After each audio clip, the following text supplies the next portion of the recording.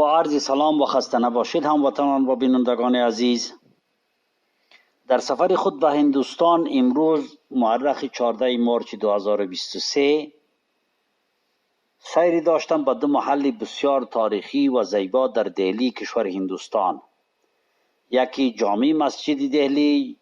یا مسجد جامع دهلی و دوم لال قلعه یا قلعه سرخ.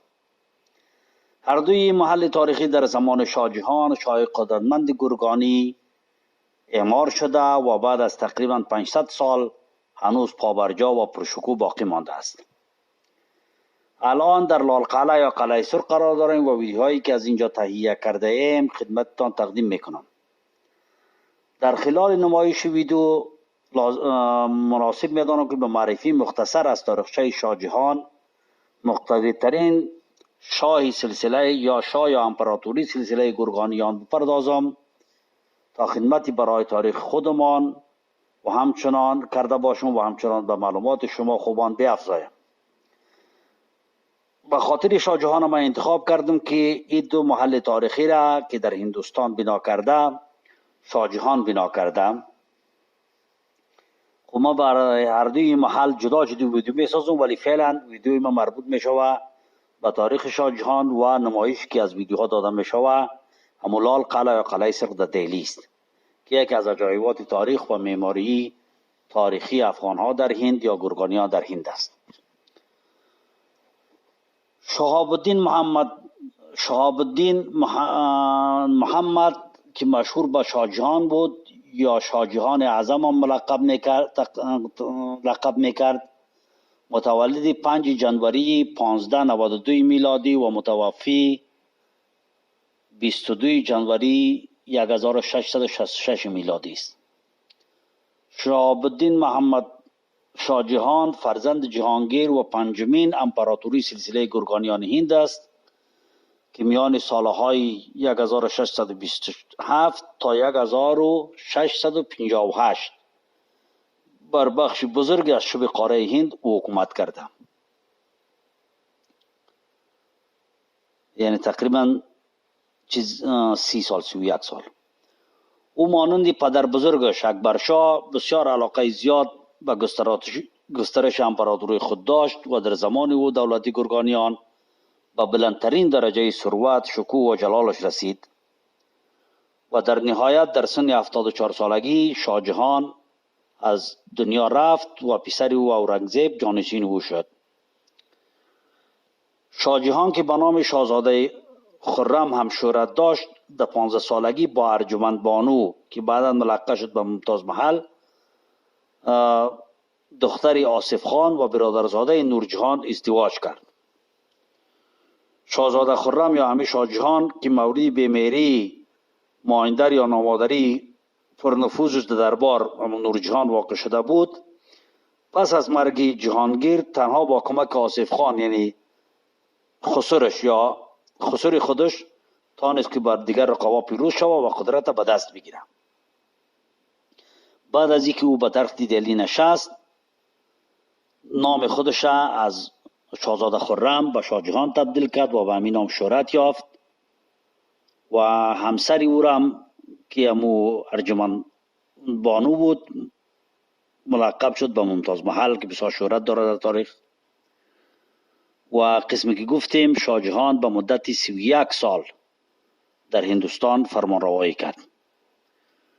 شاه جهان در مانند پدر بزرگش عاشق هنر و معماری و شعر و ادب فارسی بود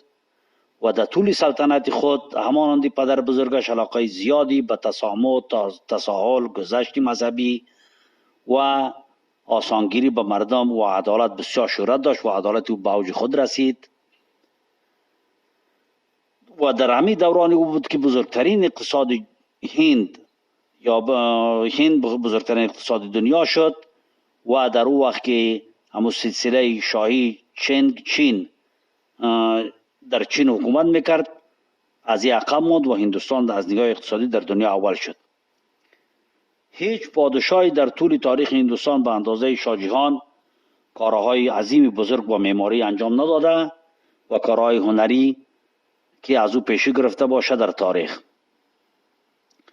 اگر بخوایم در این خصوص تنها به چند مورد اشاره کنیم که یعنی تاج محل، آرامگاه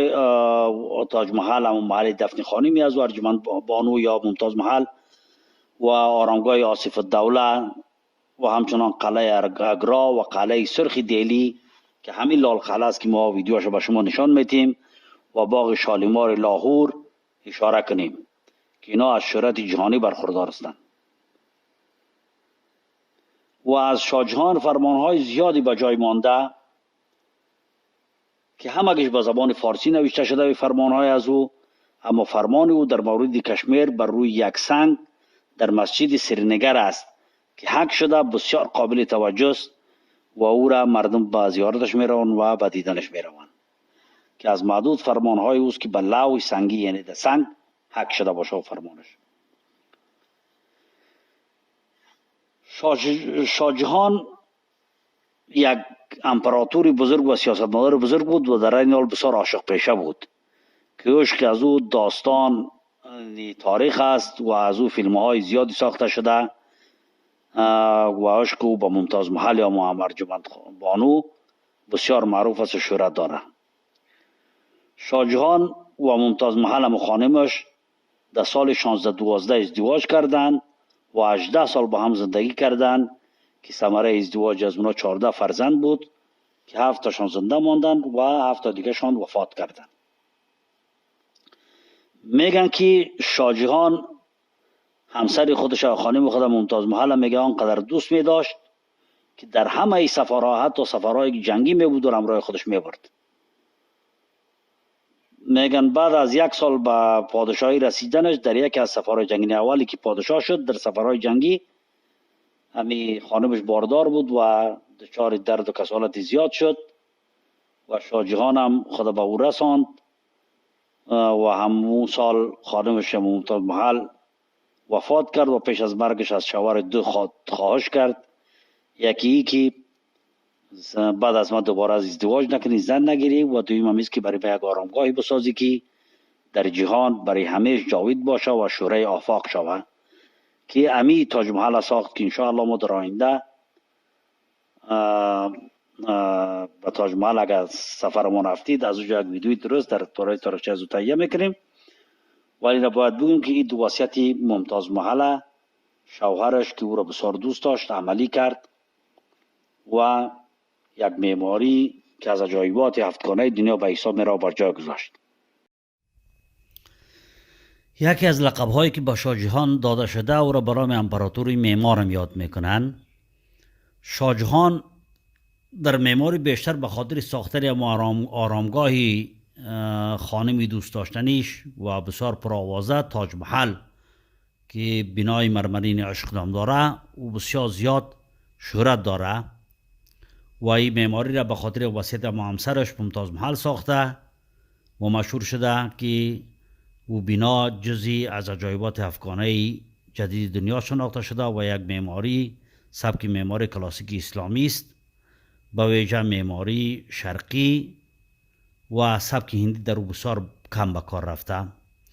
انشاءالله در رابطه با تاج محل اگر توفیق یافتیم اونجا را دیدیم یک ویدیو مختصر و شرح مختصر از او ارائه میکنیم، ولی فعلا همی آثار تاریخی و بناهایی را که شاه جهان ساخته که ما چند تاش امروز دیدیم، یکی مسجد جامع دهلی است که در زمان خودی بود تا ساخته شده و تا مدت‌های زیاد یکی از بزرگترین مساجد جهان اسلام به حساب می رفته و همچنین بناهای قلعه سرخ دهلی یا لال قلعه که فعلا ما داوستیم مکمل همی ویدیویی که خدمتتان تقدیم میکنیم از لال قلعه، از قسمت بیرونیش،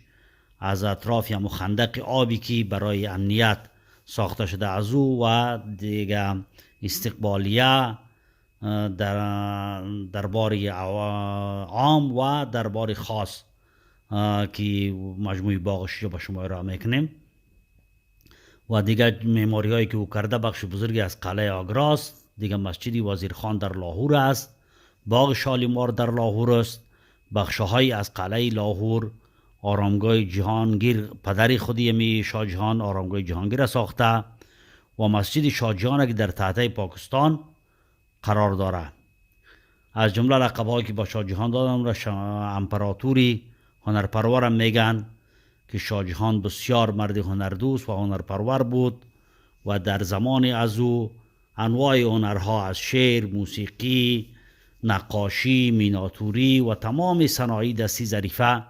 در کشور هند رشد کرد، به اوج خود و به اوج کمال خود رسید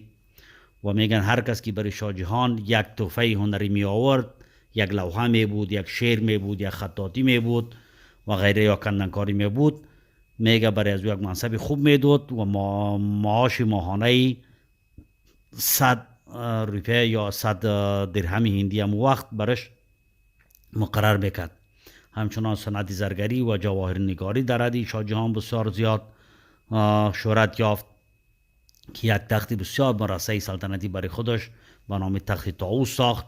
و در جشن نوروزی سالی 1635 میلادی دمو تخت جلوس کرد و این تخت از شاهکارهای زمان از خودی از او و حتی شاهکارهای جهان به حساب می روه که گفته می شود که این تخت باز توسط نادر افشار وقتی که هندوستان نادر افشار آمد از هندوستان را به عنوان غنیمت به ایران برد. علاوه بر شاه جهان زنش هم ممتاز محل یا امو ارجمند بانو بسیار زیاد ذوقی هنری و ادبی داشتند و به خصوص در شعر و زبان فارسی بسیار زیاد خدمت کردند و به خاطر همین ذوق هنرپروری و قریه شاه جهان و شهرت از او در ارتباط بود که بسیاری از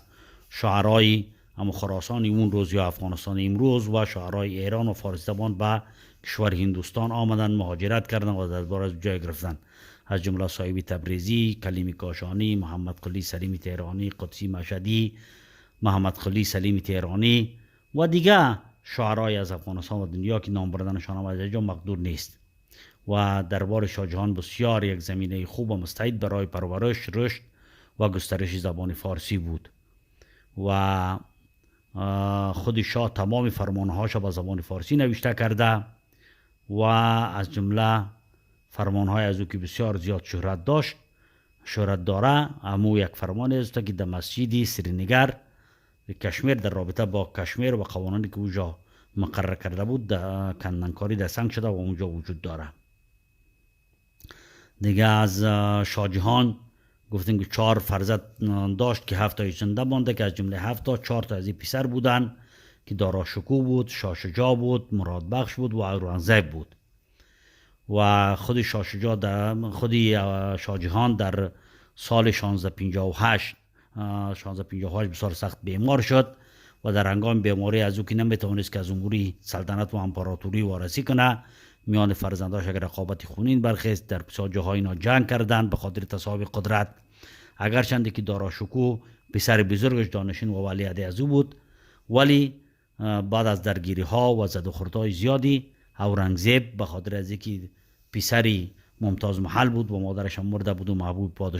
پادشاه بود، یک قدرت گرفت و رقیبای خود دور کرد. بعد از اینکه قدرت گرفت تمام برادراش کشت و با وجود از اینکه پدرش صحت یافت دوباره پدر خودش در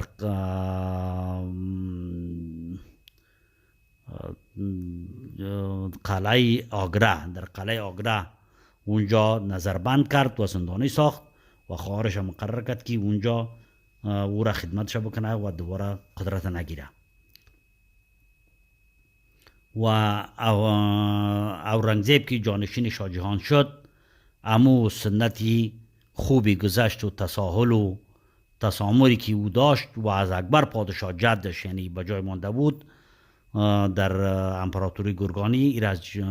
زیر پا کرد و بسیار یک حکومتی سختگیر و مذهبی را برقرار ساخت به خاطر برپایی قوانین شریعت یا به بهانه از او بسیار زیاد سرا را نابود ساخت و مردم به تکلیف ساخت و خود شاه جهان بعد از 8 سال حبس خانگی و بیماری که در 8 سال توسط دخترش جهان آرا بیگم پرستاری میشد در جنوری 1666 درگذشت در کنار ارجمند بانو یا ممتاز محل زن دوستدارش در تاج محل دفن شد. این بود خلاصه ای از یکی از امپراتورهای بزرگ گرگانی شاه جهان که خدمتتان تقدیم کردم. تاریخش و ویدیوش هم به خدمت شما گذاشتم. شما به خاطر همکاری و تشویق ما ویدیوهای ما را لایک کنین، سابسکرایب کنین، صفحه ما را باز نشر بکنین که در خدمتتان باشیم و ویدیوهای بعدی را تاریخی باشه، علمی باشه، به خدمت شما تقدیم کنیم. سلامت باشین، زنده باشین.